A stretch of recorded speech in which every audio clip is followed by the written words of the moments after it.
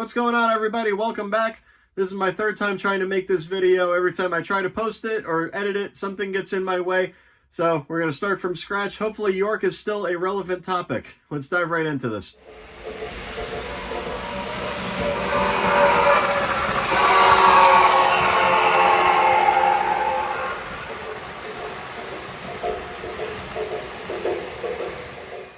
Now, first off, I want to say what an awesome weekend it actually was. Left Thursday after work, ended up going with my wife and my buddy Greg. So yes, fellas, you can in fact drag your wives out to these things. But in return, she's dragging me to a Jonas Brothers concert. Yeah. Anyways, first stop we made was the Lower Susquehanna Valley Modular Railroad Club, and that was a blast. The barbecue food was great. They had beer and obviously trains, so it's a win for everybody.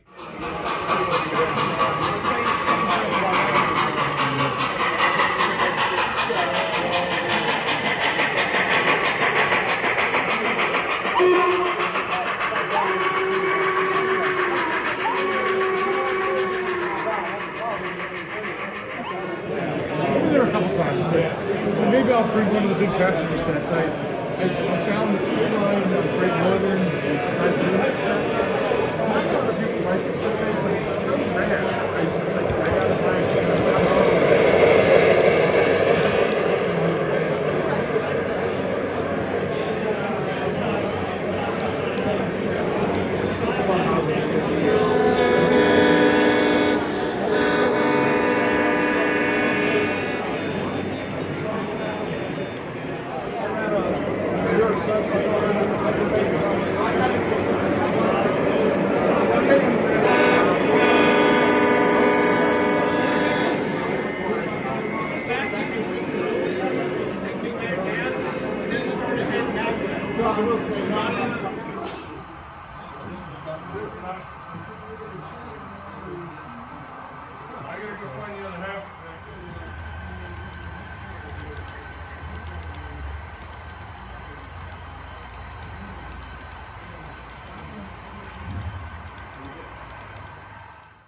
I'm also glad that I got to meet a lot of people from social media, specifically Mike from Datafied. I forgot how many times I actually ran into him. We met in the veranda room after the YouTube meet and greet, and we were just like, yeah, maybe we'll run into each other again. Well, probably about 9 times after that, every aisle I would go down, I would just be like, oh, hi, Mike. So, yes, Mike, if you're watching this, I had a fantastic time. Also ran into Ben from Ben's Trains, Jim Gam, the Train Man, Eric Siegel. I really wanted to talk to him for a little bit, but there was a flood of people around him. You would think that Elvis Presley came back to life. So, Eric, if you happen to come across this, maybe I'll catch you next time. And to my surprise, a lot of the influencers for model train content are kind of right around my age. You know, I'm 30 years old, and it's nice to know that the younger crowd is so heavily into this. Like, most people think of model trains and they think of a bunch of grumpy old men moaning and groaning about politics, and that's just not the case. And it was really nice and refreshing to know that this hobby is still very much alive and going stronger than I think it's ever been. Now, I really needed to replace my TMCC system. And yes, it did work, but if you saw how jacked up I had this thing, I was missing the wall wart that gives you the ground signal through the wires in your house. So the way that I had this thing rigged up, you would actually yell at me. You'd be like, you're a fireman, you should know better. How can you make something so dangerous? Well, you know the old saying, it's not stupid if it works. Well, it worked. And I got so tired of messing with it, I said I needed something a lot safer than this. So I really wanted the Base 3 command system. That was the #1 on my list. And out of all these vendors and all these buildings and everything, there was only 2 available at this show. And one was $530, one was $500. The one that was $530, I've bought stuff from this guy before. It's East Main Trains. They're located in Maryland. And best thing I could tell you is bring cash to these shows. People are willing to make deals here. So I went up and I said, listen, you have it listed for $530. Another guy has it listed for $500. If we do cash, will you match his $500? He's like, absolutely, I will. So I probably could have even swung a little bit better deal than that. But $500, it's a little bit more than what I wanted to spend, but considering that some of them are going for $600 now, which I think is absurd, to me it's not worth $600. I don't know about you guys, but five is doable. All right, I guess we could start off with some of the smaller items that I got. These are both Matchbox models of yesteryear. This is a 1955 Chevy. And the thing that gets me is the detail that they put into even the stuff in the back is crazy. Now look at this. We have filters. We have manifold details. We actually have generators that are on the front. You can even see the wood grain on the pallets that they're sitting on. You have a nice decorated interior with crank windows. Nice undercarriage detail too. And these are actually pretty heavy. Guy was selling these for, I think it was like 2 for $35, and I know they go for a pretty decent amount.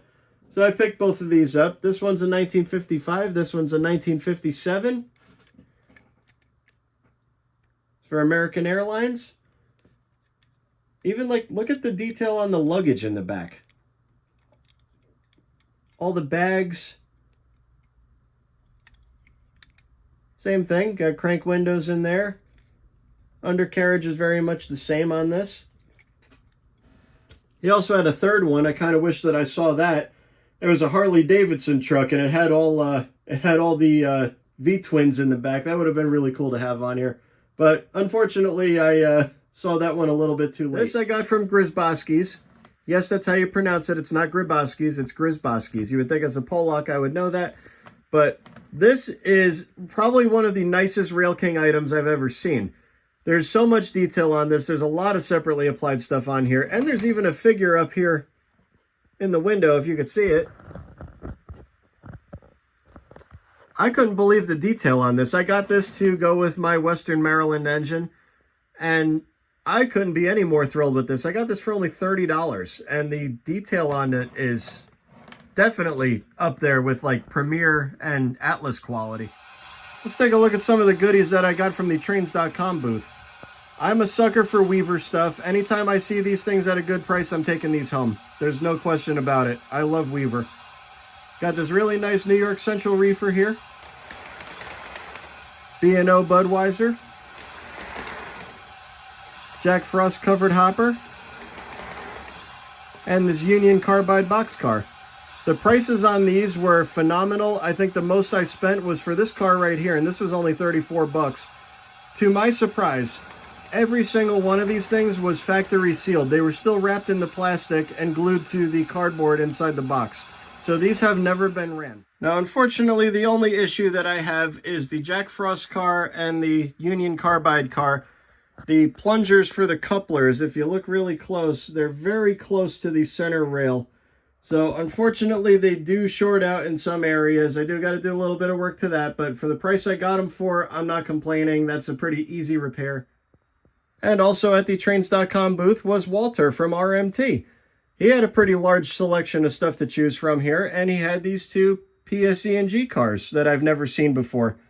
Now, I told you a while back, my father and my grandfather both worked for PSE&G back in the day, so any PSE&G items, I have to have them on this layout. Kind of unusual that it would say Bethlehem Steel. That's a little unusual for a New Jersey electric company, but I'm not complaining. Got both variations of that. And this we picked up from Brady's Trains. This is a gift for our buddy John at John's Trains. He's a Pittsburgh Steelers fan, unfortunately, so I know what you're all going to say before you get all riled up. I'm a Giants fan. I know, we suck, but hopefully he finds a nice place for this on his layout. So, John, I hope you really enjoy this. And now for the final item that I got at York, and this was also at the Trains.com booth.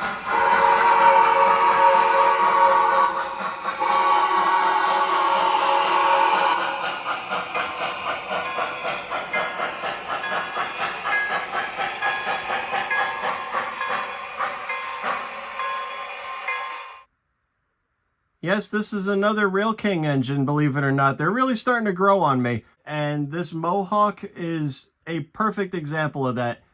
This grabbed my attention. As soon as I walked into the booth, I was like, wow, the paint job on this thing is phenomenal. And I waited a little bit. I went back on Saturday and I said, if this thing's still here on Saturday, I'm taking it home with me. And this is a Proto Sound 3. They had two of them there. The Proto Sound 3 one, surprisingly, was cheaper than the Proto 2, which is kind of unusual. They're both identical to one another, aside from the sound set that it has. But this has all the sounds and features and detail of an Imperial engine. It's got a lot of separately applied stuff on it. Flickering firebox. It has chains on the wheels back here on the trucks. And so far, this thing has been fantastic on here. It didn't come without an issue, though. When I first put it on the track, you would get maybe a quarter of a turn out of the wheel, and then the engine would stop. So I took it apart. Come to find out that one of the wire nuts for the circuit board was actually interfering with the front wheel here. So, simple fix, took the shell off, pushed it back up where it's supposed to be, and it's been running flawlessly ever since. I figured maybe it was used, but the thing I like about MTH engines is they all come with built-in odometers. So, it had zeros all across the board. So, yes, this was brand new in the box. Unfortunately, it's a little quality check issue, but very simple fix.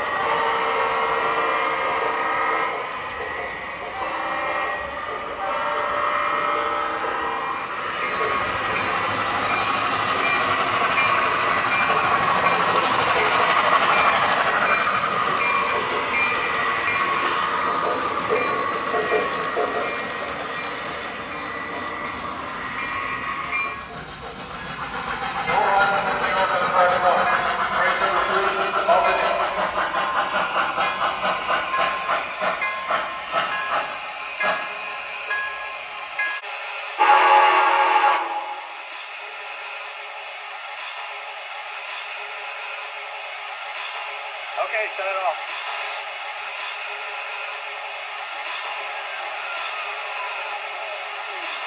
I want to blow her down now. Clear? Clear.